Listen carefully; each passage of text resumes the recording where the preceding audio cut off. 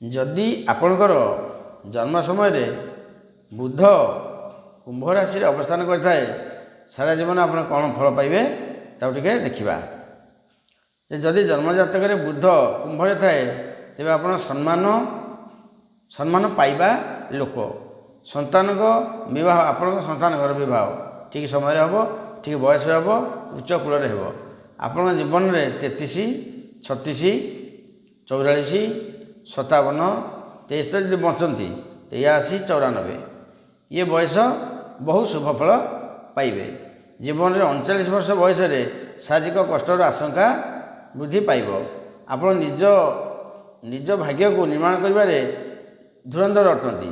34 ବର୍ଷ ପରେ ଆପଣ ସୁଖମୟ ଜୀବନ ବିତାଇବେ।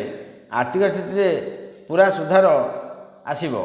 ଆପଣ ଅଧିକ ପ୍ରିୟ ବନ୍ଧୁ ଥିଲେ ସେଥିରେ ଲାଭ ହେବ ନାହିଁ।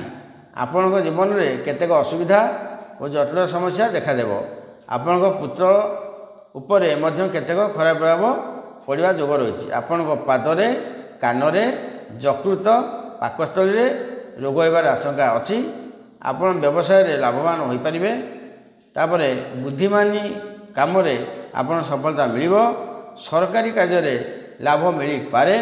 ବିଶେଷ ରୂପରେ ଆପଣ ନିଜର ବୁଦ୍ଧି ପ୍ରୟୋଗ କରି ଲାଭବାନ ହୋଇପାରିବେ। କାରଣ ଯଦି ମକର କ୍ଷେତ୍ର ବୁଧଙ୍କର ହେଲା ଶନିଙ୍କ କ୍ଷେତ୍ର, ସେଠି ବୁଧ ରହିଲେ ମିତ୍ର, ଏବଂ ଆମର କୁମ୍ଭ ରାଶିରେ ଶନି ରହିଲେ ସେଠି ବି ମିତ୍ର।